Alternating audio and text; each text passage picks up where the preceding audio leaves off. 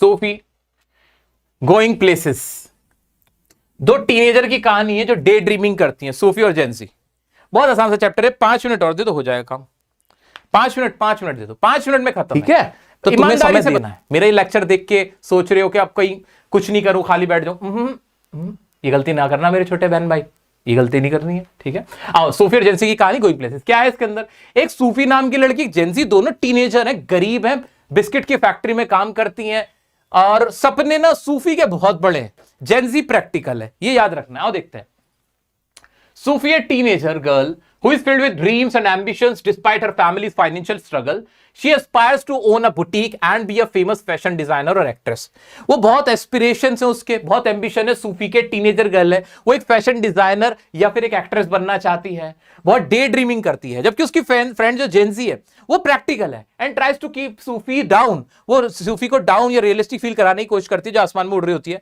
But her efforts go to vain as Sophie remains in her wild fantasies. लेकिन Sophie कहां मानती है, वो अपनी वाइल्ड फैंटेसीज में लगी रहती है, वो उन सबको नहीं छोड़ती है, वो उन सब चीजों को नहीं छोड़ती है, डे ड्रीमिंग को नहीं छोड़ती है। They both work in a biscuit factory. Sufi's family consists of her parents and 2 brothers. They live in a small and cluttered house. एक बहुत छोटे से घर में रहते हैं, गरीब परिवार है, उसका एक भाई भी है और उसको डेली क्या कहते हैं, एक डैनी कैसी के नाम के एक फुटबॉलर पे क्रश है उसको। Sufi shares her desires with her family, but they are not as excited. कहां था?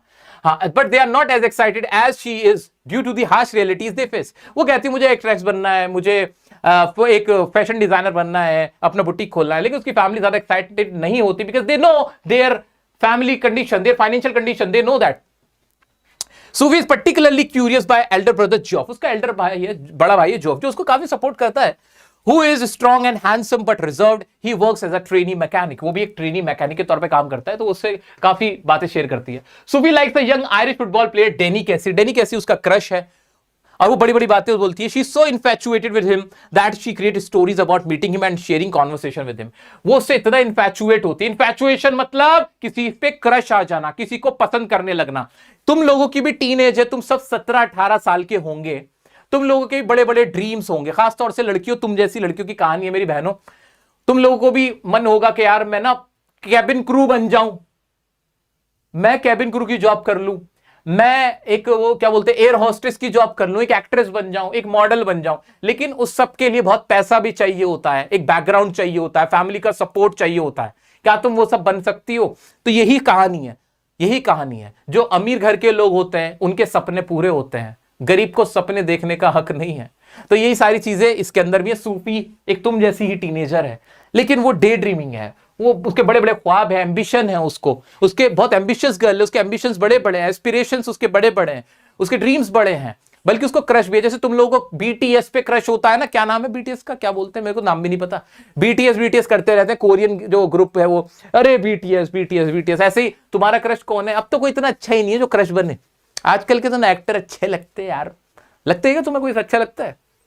मुझे तो सब ऐसे से लगते हैं। हमारे जमाने में होते थे सलमान खान, शाहरुख खान, रणबीर कपूर कितना हैंडसम था उस जमाने में आया था, और शाहिद कपूर, वाह, इतने कहते थे। अब कैसे आते? अब तो कहाँ अच्छे एक्टर, मतलब ऐसे हैंडसम नहीं जिन पे दिल आ जाए, ऐसे तो नहीं ऐसे है, या फिर मुझे नहीं पता, मैं देखता नहीं ज्यादा, ठीक है। तो ऐसे ना एक फुटबॉलर था डैनी कैसी, जैसे विराट कोहली, ऐसे क्रश था उसको। वो कहती थी विराट कोहली डैनी कैसी थे, तो डैनी कैसी तो वो मेरा फ्रेंड है, बहुत क्लोज फ्रेंड है, मैं तो मिलती हूँ उससे, ऐसे झूठी कहानी मनगढ़ंत बनाने लगी थी।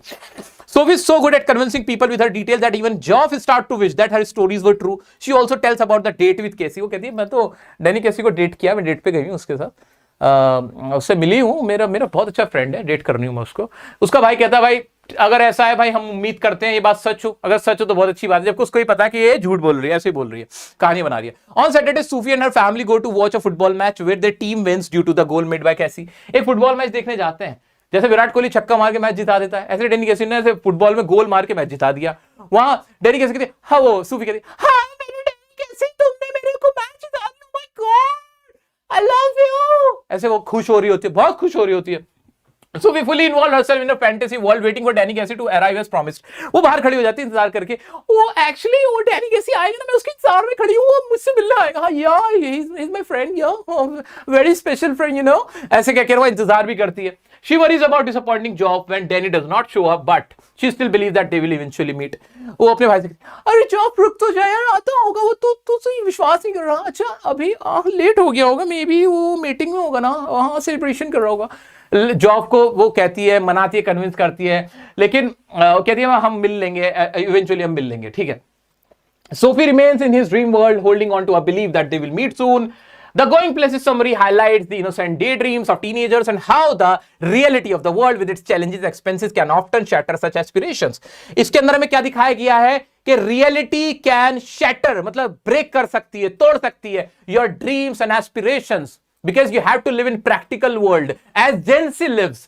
Jency practical world में जीती है, Sophie daydreaming में जीती है, वो ambitious है, उसके पास सच्चाई नहीं है, she does not accept the reality.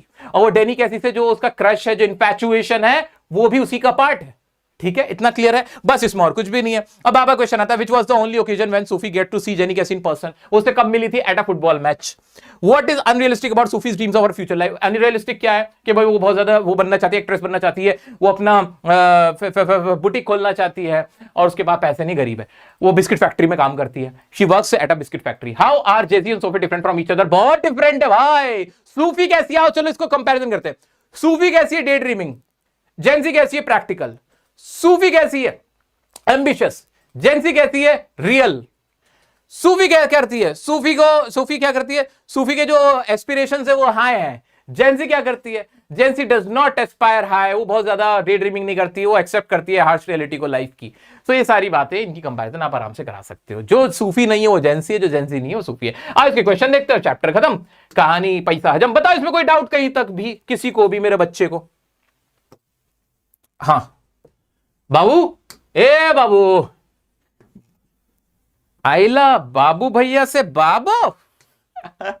आ जाओ, आजा आजा आजा आजा मेरे चंदा, आजा मैं तुझे सिखा दूं, थोड़े से क्वेश्चन करा दूं। आजा आजा मेरे चंदा, आजा मेरे बच्चा, मेरे प्यारे बच्चा, आजा आजा आजा आजा आजा। What inference? अब इन्फरेंस का क्या मतलब है बताओ जरा। इन्फरेंस का मतलब, सब लोग इन्फरेंस, कभी भी क्वेश्चन पूछे व्हाट इन्फरेंस, क्या समझ में आ रहा है? सब लोग एक बार कमेंट करके बता दो, सब लोग एक बार कमेंट करके बता दो। I love you to.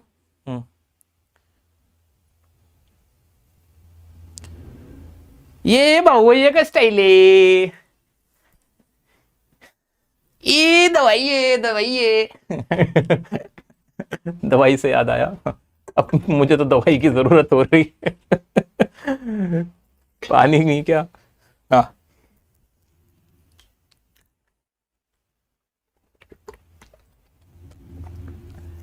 हम आज हैं, हम कल नहीं, कल कुछ भी हो सकता है। क्या होना होगा? क्लासेस ओवर हो जाएंगी, स्कूल खत्म हो जाएगा, और कुछ नहीं होगा।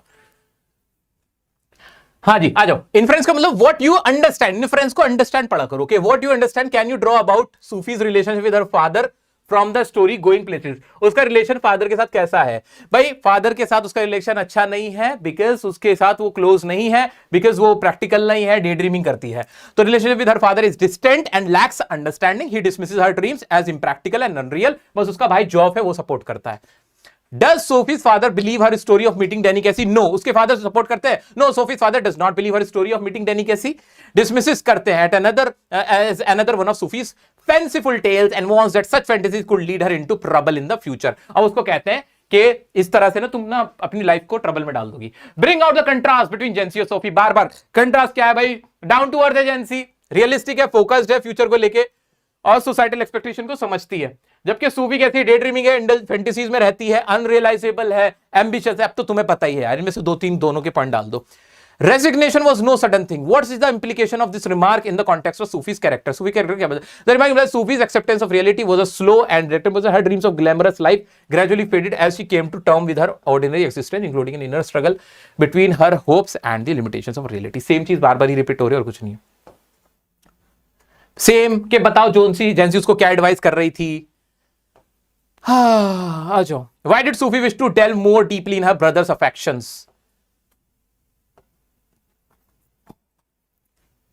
इसमें सिर्फ वही कहना चाह रहे हैं कि सूफी का ब्रदर को लेके क्या मानना था, कि उसका ब्रदर ही था जो उसकी बात को सुन लेता था। Sophie found Geoff enigmatic because he remained silent about his personal life, leaving many aspects of the world a mystery. She yearned to uncover these unknowns and imagine herself sharing in his experiences, wanting to be a part of the life he kept to himself. जो जॉफ था वो थोड़ा reserve था, वो सबसे खुलता नहीं था, तो उसको जानना चाहती थी उसकी लाइफ के बारे में, क्योंकि उससे शेयर करती थी, उससे क्लोज थी. अब तुम 2-3 क्वेश्चन है देख लेना, देख लोगे सबकी पीडीएफ और सब कुछ आपको मिल जाएगा. तो इसके लिए सारी पीडीएफ तुम्हारी टेलीग्राम ग्रुप पे और ड्राइव पे अपलोड हो जाएगी, सो उसकी टेंशन मत लेना. सो दोस्तों आज के लिए अलविदा लेता हूं. सेशन अच्छा लगा हो तो लाइक जरूर करके जाना, तुम्हारा लाइक मेरी ताकत है. ठीक है, love you all, thank you. आपने अपना टाइम दिया, अपना समय दिया. कुछ मेरी तरफ से बुरा लगा हो, कोई छोटी मोटी बात बड़े भाई के तौर पर मैंने कह दी हो, सो उसको नजरअंदाज करना. मिलता है. Thank you so much, love you all, bye bye.